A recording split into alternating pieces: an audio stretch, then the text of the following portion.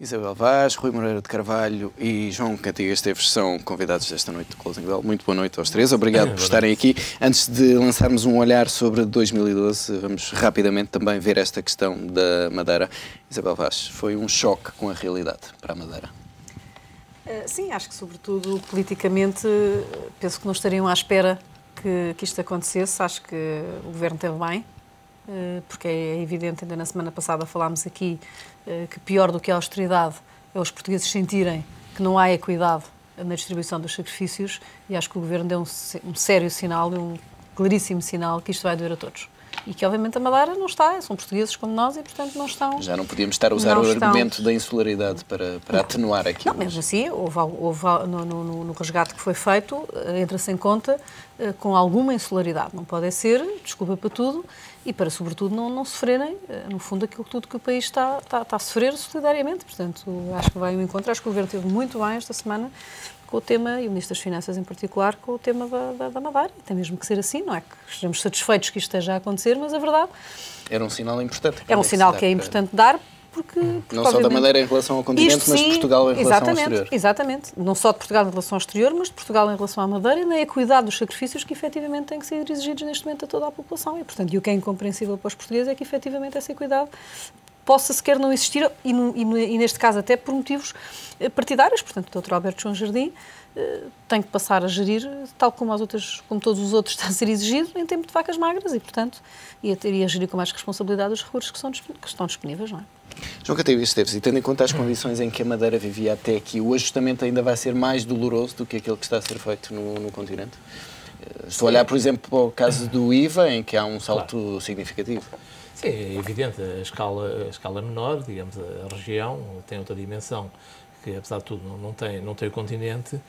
Agora, eu estou muito de acordo com o que foi dito e apenas acrescento que tudo isto peca por muito tardio e infelizmente desta vez temos aqui um guião que já nos foi criado, desenvolvido pela Troika, e portanto agora há uma forma mais fácil de transpor.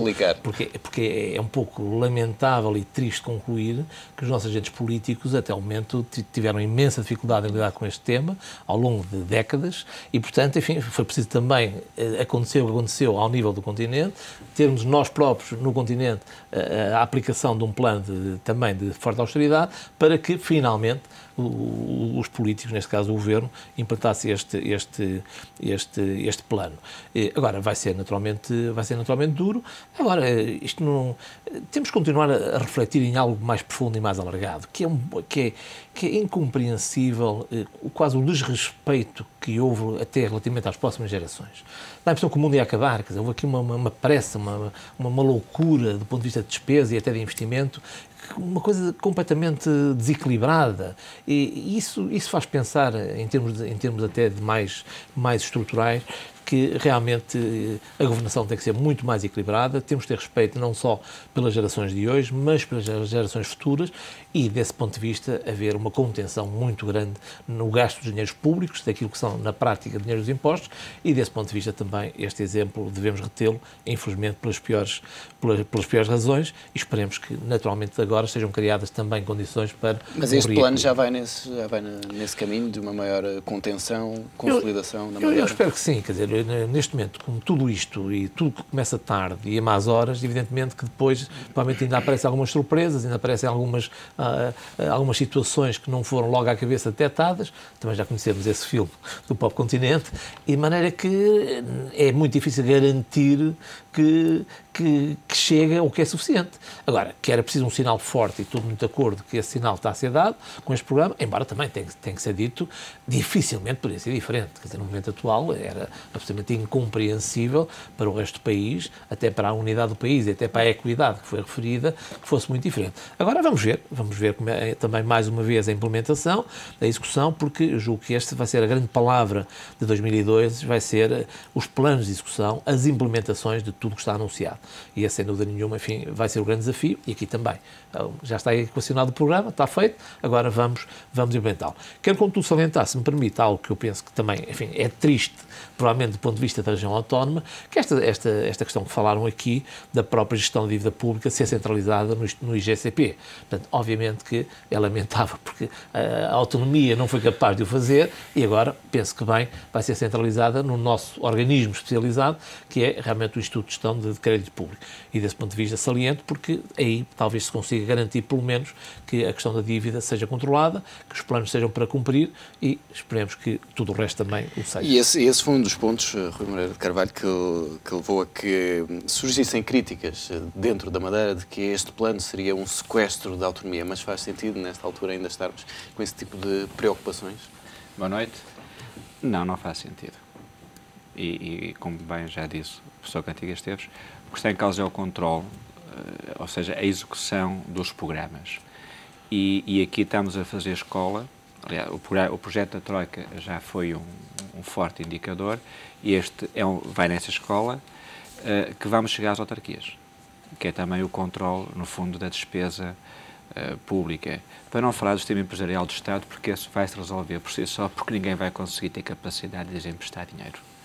E também perdem a face. Quando digo perdem, não são todos, mas posso particularizar o caso concretamente dos transportes, nomeadamente o ACP, que vai fazer greve desde Natal e no primeiro dia do ano. Pode ser a greve mais justa do mundo, mas nestes dias do Natal e do ano é a greve mais imoral da sociedade portuguesa. E, portanto, quem não sabe comportar em sociedade tem que ter regras da própria sociedade a coagi-los.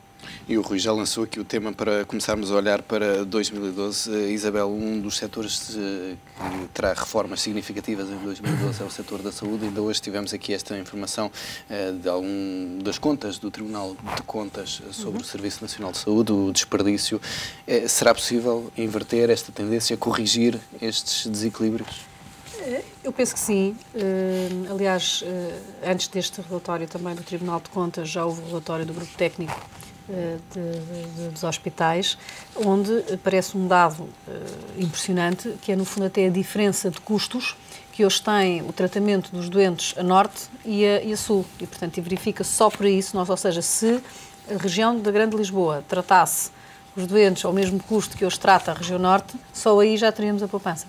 E, portanto, há muito trabalho para fazer. Penso que a nova equipa, neste momento, da ARS Lisboa e Val do Tejo, tem um caminho duríssimo para fazer, que já foi feito em grande parte no Norte, e o Norte também ainda tem muita coisa para fazer, mas só este benchmark já é, no fundo, pelo menos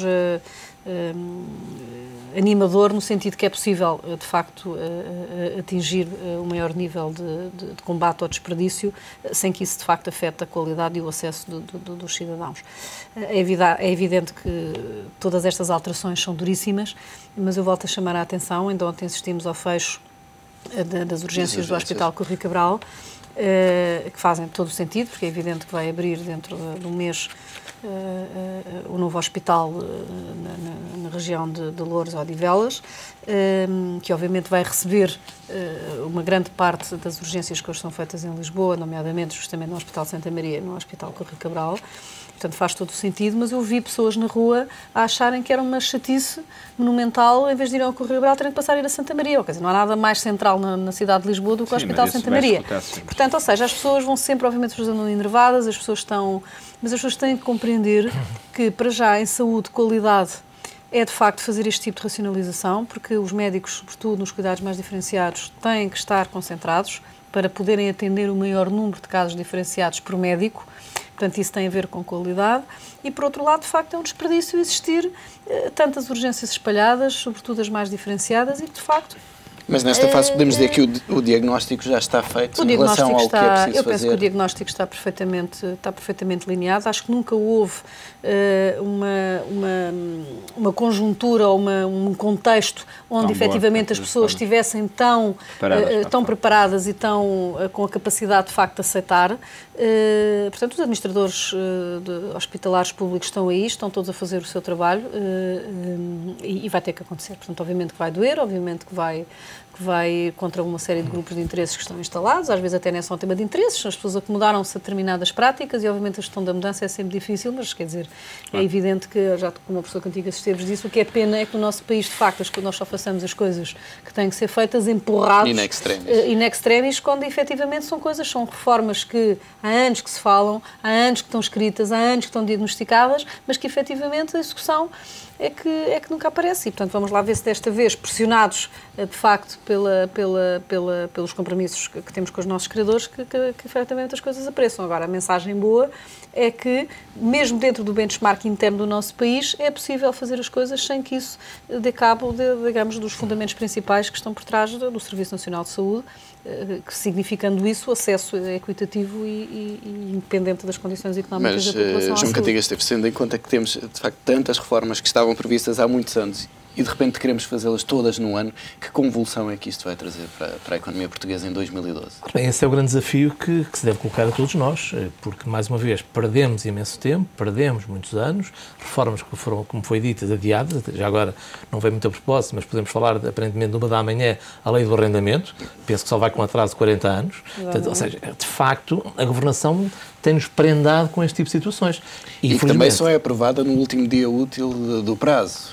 Exatamente, portanto, o que revela bem, eu penso que aqui urge, digamos, a nível da sociedade, duas palavras que me parecem fortes. É realmente a racionalização, portanto, que continuo a pensar que há muito a fazer ainda daquilo que são despesas excessivas, etc., que se podem ganhar economias de escala com uma racionalização, e penso que a saúde é um bom exemplo, quer dizer, não se pode abrir novas unidades sem repensar todo o modelo e todo o sistema, portanto, acho que faz todo sentido, quando há algo de novo, repensar toda a dinâmica, seja ela pública ou privada. E também a reinvenção. Isto é, nós falhamos em muitas coisas. E, portanto, nós temos que estar completamente abertos e mais até empenhados ativamente para fazer diferente. Porque fazer o mesmo trouxe-nos até aqui.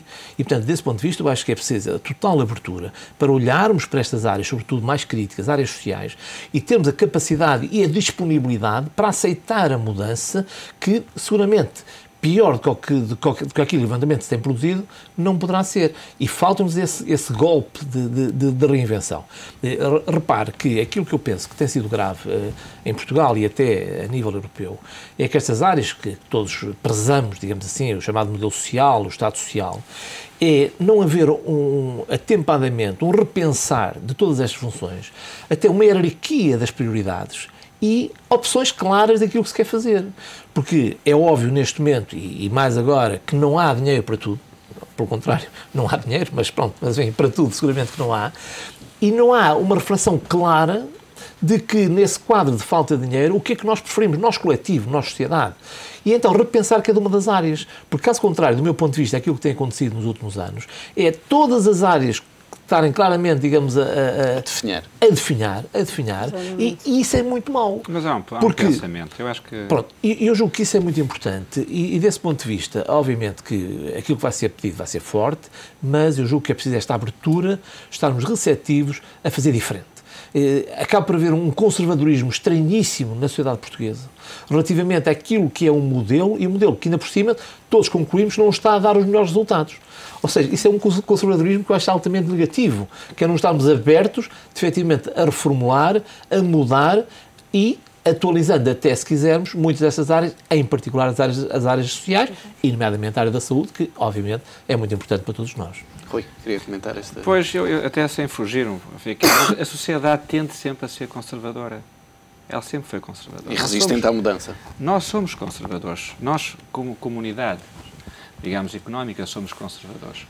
E então é preciso o tal golpe de asa, é preciso vir e transformar. E em momentos, de facto, de ruptura, é que isso acontece.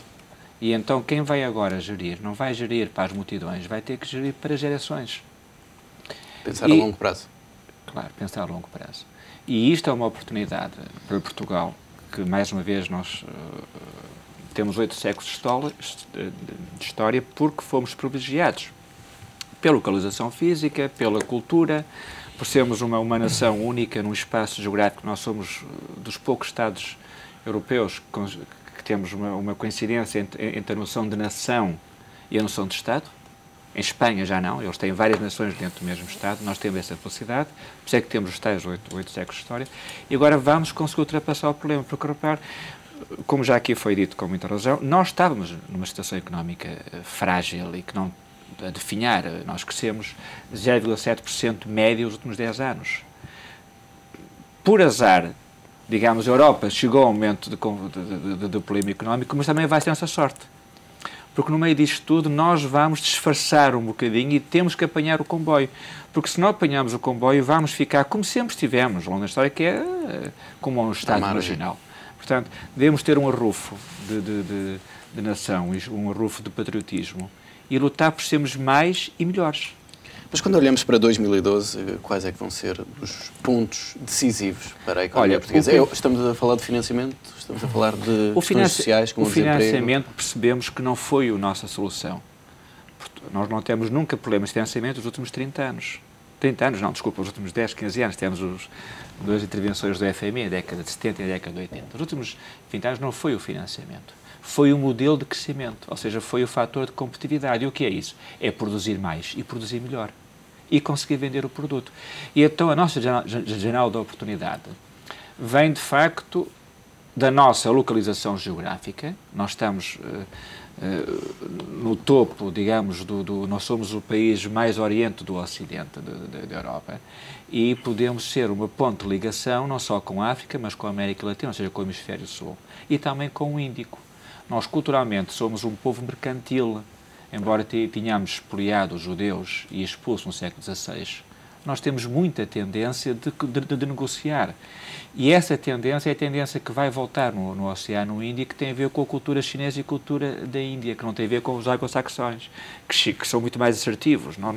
Nós gerimos muito melhor o tempo, nós integramos-nos, nós misturamos-nos, nós miscelamos-nos com os outros. Os outros não sabem fazer isso.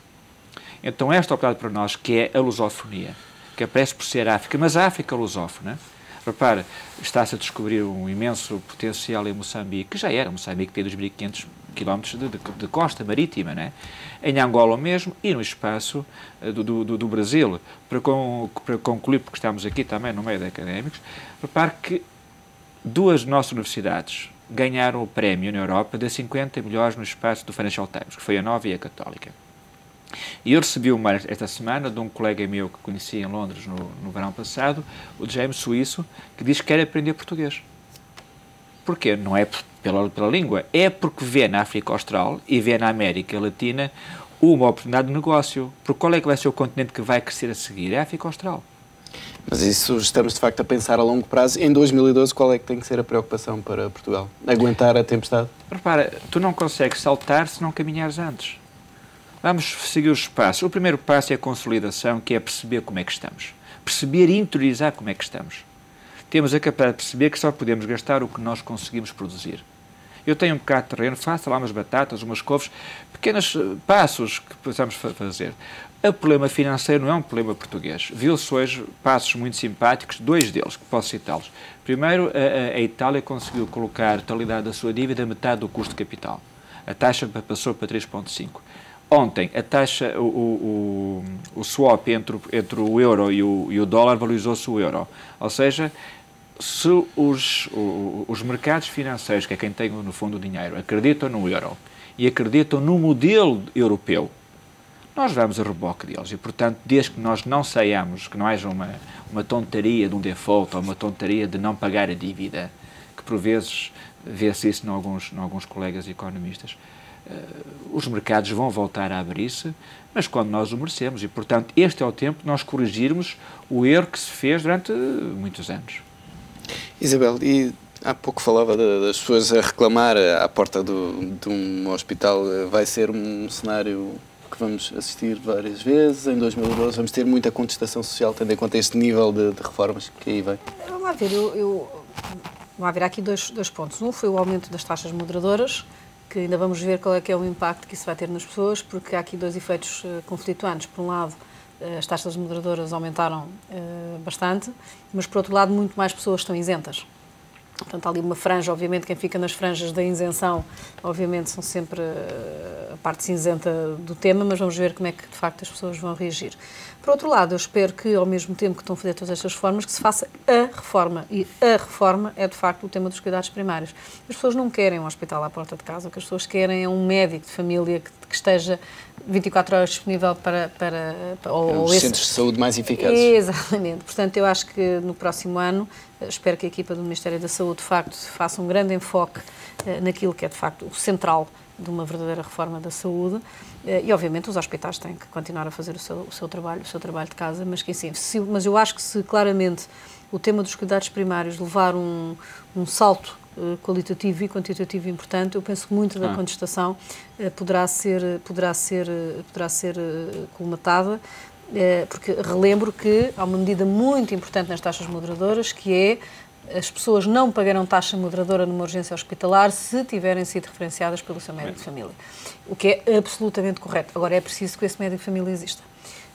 Portanto, eu penso que obviamente... E são muitos os portugueses que não têm médico de família. Mas também são muitos os portugueses que não têm médico de família porque ainda não se inscreveram no centro de saúde para o ter.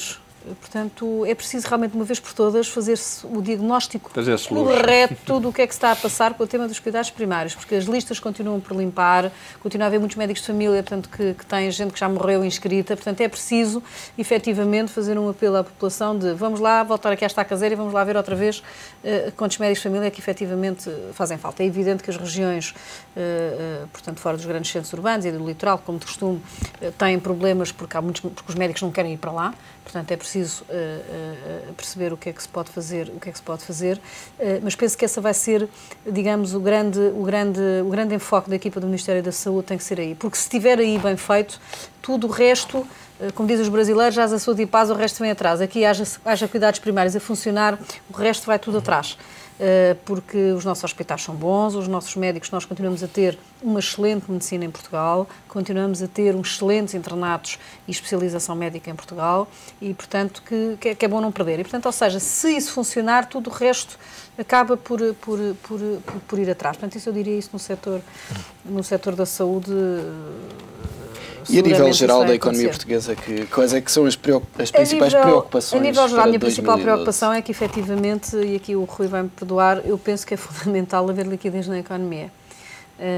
Portanto, eu penso que, vamos lá ver se os bancos conseguem dar a volta e que se realmente encontrem soluções para a banca que de facto lhes permita financiar os muitos projetos que há na economia portuguesa para financiar.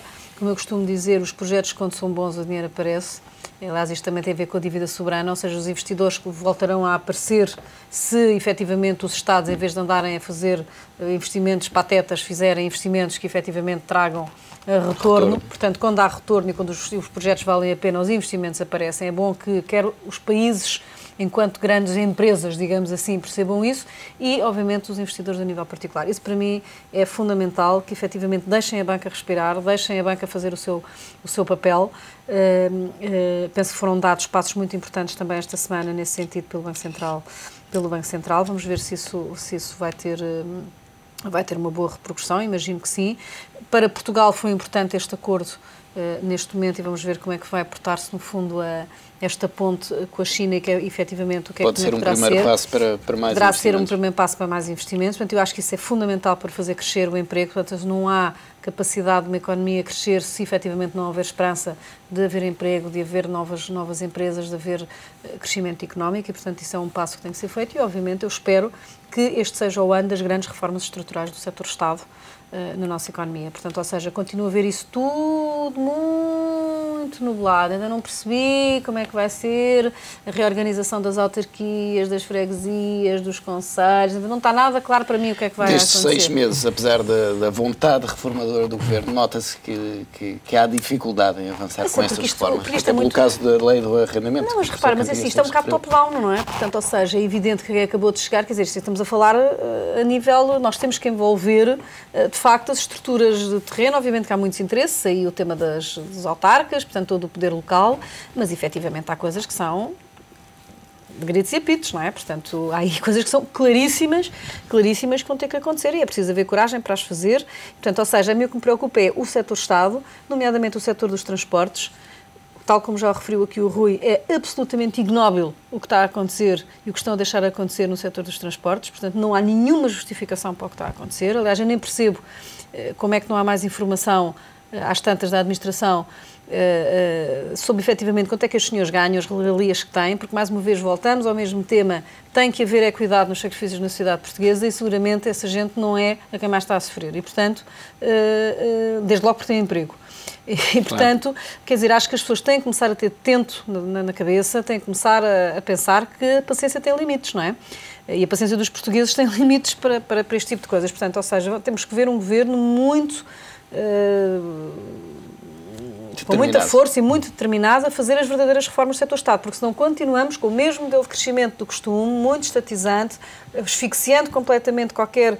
e retirando a liquidez. E sobretudo, exatamente, retirando liquidez à economia. Não é uma falta... Portanto, as câmaras mesmo, ou seja, há muito projeto para fazer, muita coisa ao setor privado, deixem o setor privado respirar e andar para a frente e que não sejam tão estatizantes, ou seja, portanto, eu tenho sempre o medo dos governos que, mesmo nas campanhas eleitorais, aliás, eu acho que neste momento o PSD, aliás, é perito nisso, que fica com todo o negativo, digamos, do ser chamado neoliberal, etc. Portanto, sem proveito, não é? Portanto, ou seja, ficam com a fama, mas não têm o proveito. Portanto, ainda não vi nada. E a verdade é que se nós continuarmos com um modelo de crescimento completamente baseado no Estado, sempre com o Estado e baseado... nunca mais nós temos uma geração de empresários neste país que ande para a frente com isto, não é? Portanto, isso era o que eu esperaria para 2012. João Cantigas Esteves, mas pegando nestas ideias... Os privados terão essa capacidade em 2012 e essa vontade de investir e de substituir o Estado em algumas áreas, tendo em conta estas dificuldades de financiamento e o ambiente adverso? Eu julgo que neste momento estamos a colher, digamos, uma sementeira que foi feita onde realmente os empresários estiveram muito sufocados pela presença excessiva do Estado em vários setores. Ora bem, isso tem que ser invertido, dá-me a impressão que neste momento estamos com sinais claros que isso vai acontecer, mas é absolutamente imperativo que nasçam empresários, que nasça iniciativa, que as pessoas cada vez chamem também a si próprias a solução dos seus problemas, e isso passa naturalmente pelas empresas, criar empresas, obviamente que é natural, nem todas vingarão, mas da quantidade surgirá a qualidade, e evidentemente nós temos o setor empresarial que temos, e o nosso problema é que devemos ter, de facto, melhor em quantidade e em qualidade, mas, mais uma vez, anos de algum sufoco que foi deixado a esse setor, dificilmente ele triunfa, digamos assim. Ora bem, estamos convencidos que é isso que tem que acontecer, aliás, é imperativo que isso aconteça, porque julgo eu que hoje em dia ninguém ocorre que quer a criação de emprego, quer o crescimento económico, não venha de outro lado que não seja as empresas do setor empresarial. Portanto, o Estado está completamente esgotado.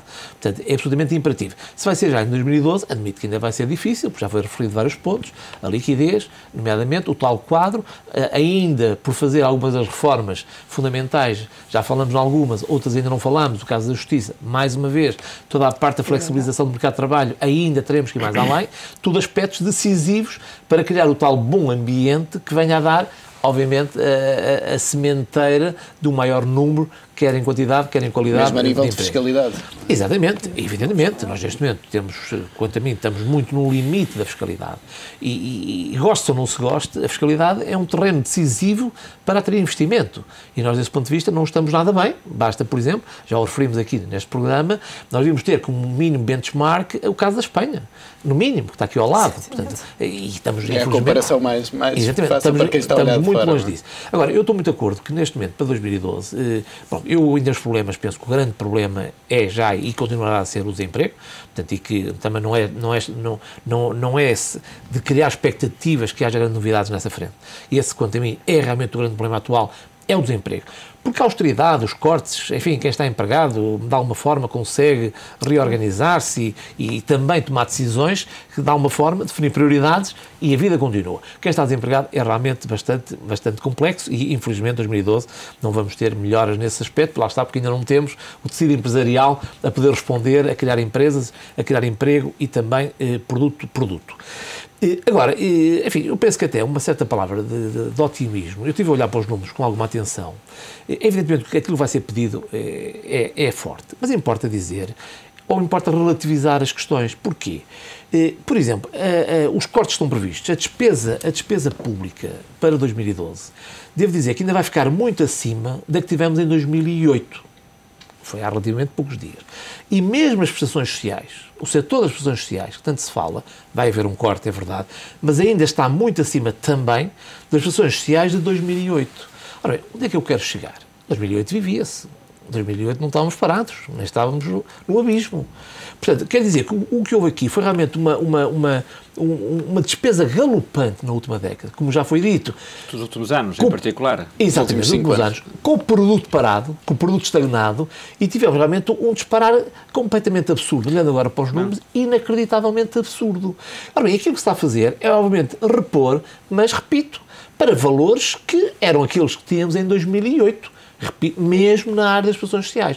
Portanto, isto para dizer o quê? Obviamente que os tempos vão ser complicados, vão ser difíceis. Basicamente porquê? Desde logo há uma questão estudada também nas finanças comportamentais. É que é muito mais complicado descer o patamar do que subir o patamar. Mas importa dizer, nos habituamos a um patamar mais alto. Exatamente. Importa dizer aos portugueses em geral, e repito, mesmo no segmento das prestações sociais que nós temos, que basicamente vamos aqui descer mais um bocadinho. Para 2008, repito, o país também existia. Não vão descer todos. Vão descer. Exatamente. Agora, o que pode acontecer é que se calhar este dinheiro, que ainda é significativo para as prestações sociais, depois há os vários programas. E aqui o que eu espero é que neste 2012 o Governo aprofunde muito, muito o conhecimento dos vários setores. Aquilo que, enfim, normalmente os economistas apreciam, outros nem tanto. Termos números sobre o que é que se passa no país, da governação em geral nas várias áreas, já foi referida aqui e muitíssimo bem, a área da saúde.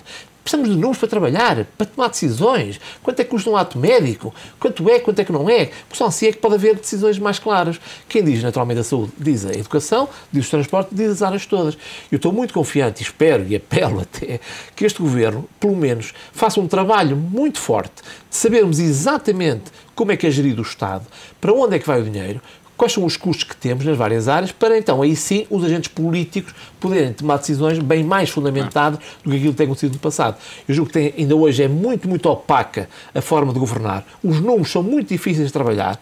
Eu julgo que aqui, eventualmente com o apoio da economia e da estatística, o Governo consiga produzir números para todos os cidadãos e para os agentes políticos poderem também, quando anunciam, quando fazem promessas, saber com mais rigor aquilo que está a ser feito. Eu julgo que esse seria um grande desígnio. Essa poderia ser a maior reforma, que era só transparência.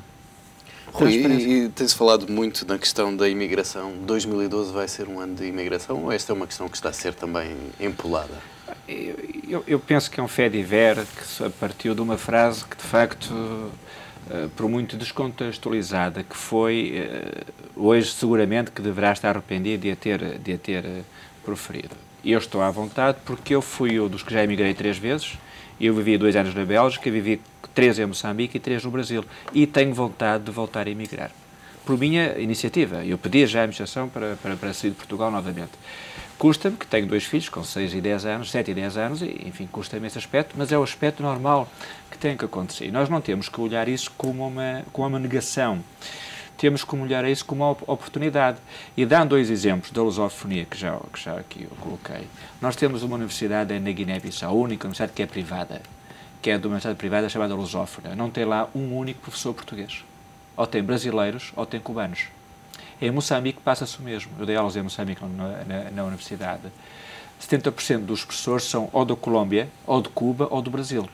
E nós perdemos esse ritmo, digamos assim, essa verdade cultural, porque é pela cultura que se faz os povos, e a aproximação é relevante.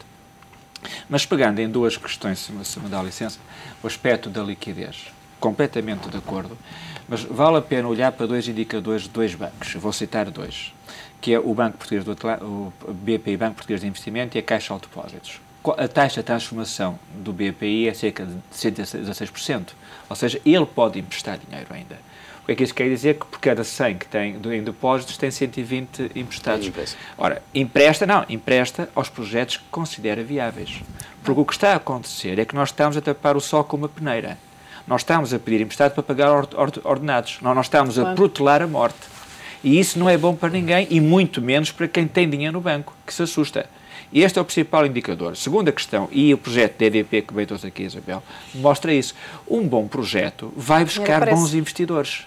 Claro. Em qualquer lugar do mundo, até chinês que veio da China correr a trazer o projeto aqui. E falámos em 8 mil milhões para a economia portuguesa.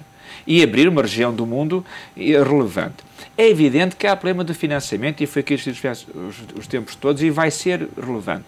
Mas a Suécia mostrou na década de 90 como é que resolveu isso. O sistema financeiro na Suécia, na década de 90, implodiu. Passado 15 anos, ele está robusto. Ele tem um corte yuan, quer dizer, forças de capitais próprios de 12%, e uma taxa de transformação média de 101%. É notável. E taxas de crescimento à volta de entre 3% a 4%. Agora, completamente de acordo, é importante os bancos fazerem o seu papel, e acho que eles vão conseguir fazer porque eles têm alguma robustez. Mas a maior reforma, e foi dito aqui muito bem, é aquela que tem a ver com a transparência, porque essa consegue dar aos membros dos governos e aos nossos decisores políticos duas características relevantes, que é a honestidade e a simplicidade. A honestidade, para nós vermos algo a ver com a responsabilização, e a simplicidade, que é não subir à cabeça, o termo mais de gíria, os lugares que têm de relevo, que é lugares de confiança de nós, cidadãos que votamos, e eu votei, a confiar que vão resolver os problemas para as próximas gerações. Porque o que vai ser resolvido vai ser sempre no grito agora. Vão gritar, eu tenho ouvido, há 8 dias ouvi, hoje cumprimentei a doutora Isabel Vaz, de facto percebi bem, eu sou daqueles que não tem médico de família ainda, portanto vou ter que ir mas à urgência... Tenho que ir nunca fui à urgência, eu nunca fui, felizmente. Então pronto, não estás perdoado. Portanto, não, agora chega a idade que começa a puxar. Já bem, tens que mas ir tenho que ir. Família, mas percebi, é que está, as pessoas têm que entender o que está-se a passar. Mas, se houver boa comunicação em programas como os vossos, são relevantes e todos, que é ajudar a perceber que nós podemos ser diferentes. O nosso problema é que nós somos diferentes pela negativa, nós podemos ser melhores, podemos ser mais competitivos e vamos ser capazes de ser. Se me permitem, assim, o Estado tem que sair da economia. Eu no outro dia estava a pensar, o Ministério da Saúde tem uma empresa para lavar roupa. As prestações sociais que dizem agora... Desculpem lá, para tratar resíduos. Mas quer dizer, mas porquê que o Estado tem que ter uma empresa de lavandaria de roupa hospitalar? Mas quer dizer, deve haver N pessoas interessadas em lavar a roupa dos hospitais. Quer dizer, não tem que sair tudo. Make sense, não tem que sair tudo, porque o caso, nomeadamente, o exemplo que foi dado, o exemplo que deste agora, em Roma, na Itália, foi terrível. Se formos ver as monopólios que tem em empresas, ficamos completamente boquiabertos. Sim, mas isso ainda são resquícios do 25 de Abril. Eu trabalhei no IPA e viu-se isso. Mas o caso concreto dos resíduos sólidos urbanos vê-se o problema de Itália. A greve do lixo. Ou seja, nós temos de ter muito cuidado com as agências reguladoras. E nós temos que começar por aí, que é criar agências reguladoras que, de facto, sejam equilibradas entre o acionista privado e o Estado. Claro, porque senão o próprio acionista privado, muitas vezes, apropria-se do Estado. E o que veio acontecer é que havia Estado a trabalhar para os privados. Porque, no fundo, eram as hipóteses, era a tutela do Estado, mas depois havia os estudos todos feitos pelos IUPs que chegavam lá a vender PowerPoints. Portanto, a questão é que todos fazem falta, agora fazem falta bem geridos. E pegando mais uma vez com a transparência, que é a pessoa tem mérito, gera bem, merece continuar. Porque em tudo, quer no privado, quer no público, há bons e há maus gestores. Rui Moreira de Carvalho, Isabel Vaz, João Cantigas Esteves, muito obrigado pela presença neste Closing Bell e a todos os votos de um bom 2012. Muito obrigado.